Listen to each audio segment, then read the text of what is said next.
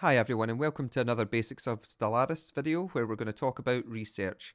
Now this will be a relatively short one as research in theory is pretty straightforward but becomes a bit more complex when looking under the hood of the game at the calculations that are governing it.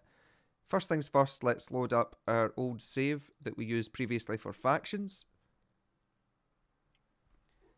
And we don't actually need to unpause the game at the moment, but we're going to open up our research technology tab and we're going to have a little look at what we've got here. Now, the very first thing that we're going to have a look at before we get into this box that I've just opened up is our research numbers at the top here. So you might think that it's as straightforward as you've got your research points and that goes into your tech, and that is the amount of tech that you're going to produce, and therefore your numbers will go down here. So your months will go down. So for example, you've got your 103 months for this tech here. So if we had more society research, then this number would be smaller, and that would be all that would be factored in. Well, that's not really the case with the way that this game works. And it's all based off of this number here and this number here. So the very first thing that we're going to do is if we have a look at our research progress bonus here, this is the bonus that will come out of your leader, and your leader's traits will affect that as well as the level that they are at. So if we hover over that, we can see you've got a 28% bonus, and that comes off of their skill, their trait that they have here called maniacal, which is this one here, their administrative AI, which is a bonus that we have. That was the research that we picked up already. And discovery traditions finished. So we have a tradition finished at the moment as well. So that is giving us a 28% bonus. But if we hover down to this little number here, this is the number of tech points that it's going to take to complete. So per month we will be receiving, if we look, we'll be receiving our 16 plus our 28% in points, and that means that it would take in general 94 months to produce this tech. Now the numbers in red at the bottom there shows that there is an increase in cost to this tech based off of the number of systems and planets that we own. So we own 26 systems at the moment, and as a result, for every system that you have beyond your starting system, you're going to have a 1% increase in all tech costs, and for every planet that you own beyond the first, you're going to have a 5% penalty in tech costs. So expanding and having more planets means that all tech will be harder to research. Now, those new planets that you produce could end up generating more research, which could mean that overall the number would be dragged down. The actual cost in theory is dragged down off of the back of that, because if we are producing more than the 20 or the 35% penalty there, then we would actually make more research than we're currently getting penalised for. And as I say, this 28% here does help factor into that as well. But as you expand, essentially, your research costs are going to go up. So just expanding across the galaxy like you would in other games, like a 4X game, it's not the best idea to just go charging out, grabbing all the land that you can, and being as big as possible.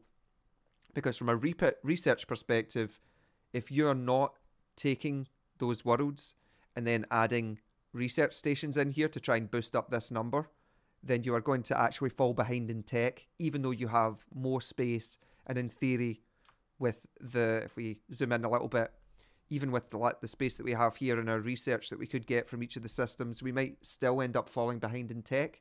So it's a balancing act trying to get your civilization to a stage that you can keep on building, but you're still being productive in technology. So that's the first of the theories that we're going to go over. And it's difficult for me to give a a definitive on what is best for this, because it really depends on the race that you're playing, the bonuses that you have, the tech that you have around you, the size of planets. So it's something that's very much a balancing act, and you would need to play around with and try and get used to. Some players that I play with like to go very heavy on tech, and just make sure that they have a lot on all planets, or make specific planets, large planets, that will be able to produce a lot of tech, and they use that to counteract being large.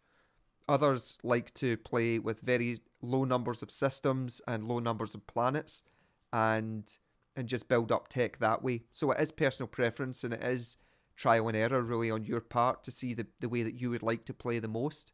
The other research theory that we want to cover today is weight of research. Now, all research in the game has a randomized chance of appearing. So, for example, if we bring up our technology tab here, if I was to click here and click on change research, you can see that normally there are 3 research choices here, but we've got a fourth one because of the tradition tree that we went through. But you'll see that there are these choices here. Now, there is it's a completely randomized factor, and it's like drawing from a deck of cards and just seeing what research comes out each time. Essentially, some research is more likely to appear at the start of the game than some other ones are, and based off of the traits of your researchers or other tech that you've already researched, it can mean that additional text can appear in the tree. A good example of this actually is the cold fusion power plant that we have here. If you look at this little lock here, it means that this technology will lead to further advancements in several different fields.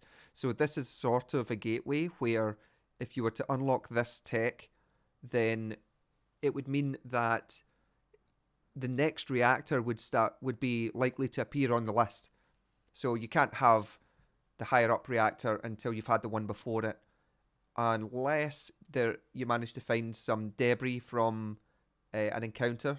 So, for example, if we were to blow up another species that had the higher level of reactor, we could potentially steal that technology. You would find it like debris lying in space, and you would then exploit that with a science ship, and you would be able to skip one of the reactors. And you can see that sort of thing here. The gold border here shows that we've partially researched it already. So we could pick this up that little bit quicker if we wanted to. A research that has been partially picked up like this will always sit at the bottom of the research choice, and weight doesn't really factor in at that point because you've already, it's there.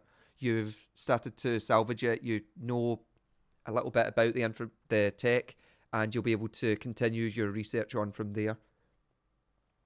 So weight is very difficult to explain without seeing the actual numbers that are attached to it.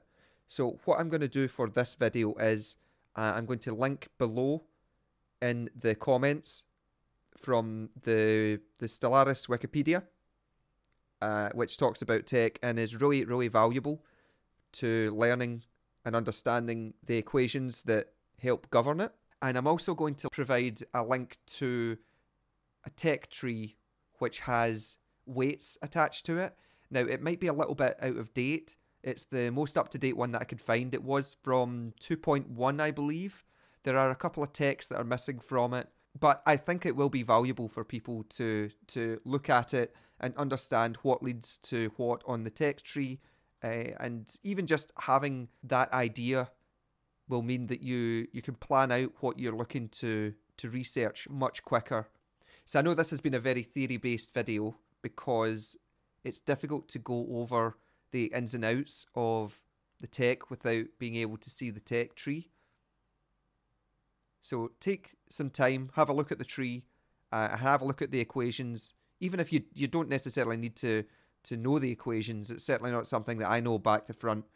Instead, what I like to do is try to keep my race at a certain size and not expand drastically in the early game. I'll maybe try and set at a maximum at about 100% tech increase size, be that through having lots of planets or lots of systems, and just try and build up from there.